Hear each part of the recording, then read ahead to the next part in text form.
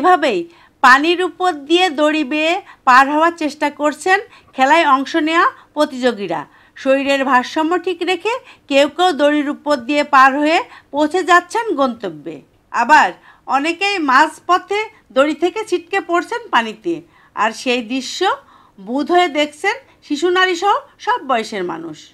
এছাড়াও কলা গাছ বেয়ে উপরে ওঠা, চোখ বেঁধে হাঁস ধরা ও হাড়ি ভাঙা সহ নানান রকম মজার মজার গ্রামীণ খেলার মধ্য দিয়ে কুষ্টিয়ার বটতল প্রাইমারি স্কুল মাঠে হয়ে গেল আনন্দমেলা। ব্যতিক্রম এমন মনোমুগ্ধকর আয়োজনে অভিভূত দর্শনার্থীরা। সবচেয়ে বেশি মজা পেয়েছি হচ্ছে দুইটা খেলাতে। একটা হচ্ছে আপনার কলা গাছে ওঠা, ওইটা তো উঠতে পারছিল না অনেকে, আর একটা হাড়ি ভাঙাতে। এটা অনেক মজাদায়ক খেলা হয়েছে, আমাদের অনেক ভালো লাগছে। অনেক দিন পরে এই খেলাটা আয়োজন করছে। হ্যাঁ, মাঝে মধ্যে এরকম করলে আমাদের হচ্ছে বাচ্চারাও দেখে অনেক হচ্ছে বিনোদনমূলক একটা অনুষ্ঠান হবে, পাবে আনন্দ, আমরাও পাবো মাঝে মধ্যে।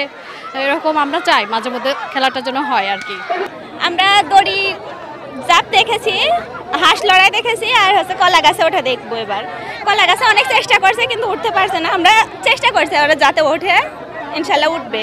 এটা অনেক পুরাতন একটা খেলা, অনেক আনন্দের বিষয়। সবাই মিলে যে গ্রামের লোক একটা আয়োজন করেছে, এটাই অনেক বড়। এখানে খেলা দেখে তো আমাদের অনেক ভালোই লাগছে, কারণ আমাদের এখানে প্রতিবার এরকম কিছু হয় না, আর এরকম বিরাট বড়ভাবেও হয়নি কখনো। আমাদের এখানে এই আয়োজন করার জন্য আমার খুবই ভালো লাগছে। মানে আমার বলতে কি এখানে সবারই অনেক ভালো লাগছে, ছোট থেকে শুরু করে বড় সবাদেরই ভালো লাগছে আনন্দমেলা। আমি এদেরকে ধন্যবাদ দিতে চাই এই খেলা আয়োজন করার জন্য। মানে আমাদের এখানে এই প্রথমবার এই খেলাটি হলো, সবাই অনেক খুশি এই খেলাটি। এখানে হলো মানে দড়ি, তারপরে হলো হাঁস ধরা, আর এখন হবে পিছলার উপর মানে কলা গাছের ওঠা। যখন আমরা ছোট ছিলাম তখন দেখতাম ঈদের 2-1 দিন পরে এক আঙ্কেল অনেক সুন্দরভাবে খেলাগুলো করাইতো। এখন ওইগুলো আমাদের মাঝ থেকে বিলুপ্ত হয়ে গেছে। আমাদের বটতল এলাকায় আমাদের এক আঙ্কেলরা অনেক পরিশ্রম করে, অনেক কষ্ট করে এখানে একটা আনন্দ মেলার অংশগ্রহণের সুযোগ আমাদেরকে করে দিয়েছেন। আমরা এখানে আসছি, অনেক আনন্দ অনুভব করতে পারছি। কুষ্টিয়ার বটতল এলাকার অন্তত শতাধিক মানুষ এই প্রতিযোগিতায় অংশগ্রহণ করেন। বিজয়ীদের পুরস্কার হিসেবে দেওয়া হয় রাজহাঁস, চাল, তেল, টি শার্ট ও সম্মাননা ক্রেটস।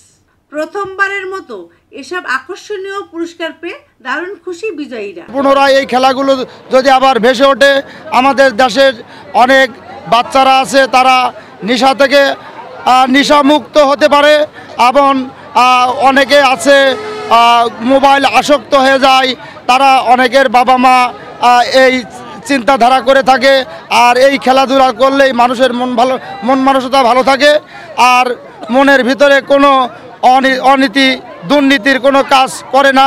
এই খেলা আমি আর কোনদিন করিনি, এই ফার্স্ট। কিন্তু এটা আমার বিশ্বাস ছিল যে আমি পারবো। হ্যাঁ, এটা আমার একটা মনের সাহস ছিল যে আমি এটা পারবো। আয়োজনটা খুবই সুন্দর হয়েছে, খুবই ভালো লাগলো। আয়োজকরা বলছেন প্রায় বিলুপ্ত এই গ্রামীণ খেলাগুলো পুনরায় উজ্জীবিত করার পাশাপাশি মানুষকে একটু বিনোদন দিতেই আজকের এই আয়োজন। আগামীতে আরও বড় পরিসরে এই আনন্দ মেলার আয়োজন করা হবে। আজকে আমাদের প্রথম খেলা ছিল দড়ি খেলা, পানির উপর দড়ি ধরে পার হওয়া, আর তারপরে ছিল হাঁস ধরা খেলা, চোখ বেঁধে হাঁস ধরা। তো হাঁস ধরা খেলাটাও অনেকটা ভালো লেগেছে। দর্শক চারপাশে দাঁড়াইছিল, যারা খেলা করছে তারা প্যান্ডেলের মধ্যে ছিল এবং হাঁস ছেড়ে দেওয়া হয়েছে, চোখ বেঁধে হাঁস ধরছে। তারপরে তৃতীয় খেলা ছিল আমাদের কলা গাছ বেয়ে উপরে ওঠা। তো মাশাল্লাহ কলা গাছ বেয়ে ফার্স্ট টাইম কেউ উঠতে পারে নাই, তারপরে অনেক চেষ্টার পরে 3 জন বিজয়ী হয়েছেন। তো আমাদের অনেক ভালো লাগছে এই খেলাটা করানোর জন্য, এবং আশা করি দর্শকেরও ভালো লাগছে।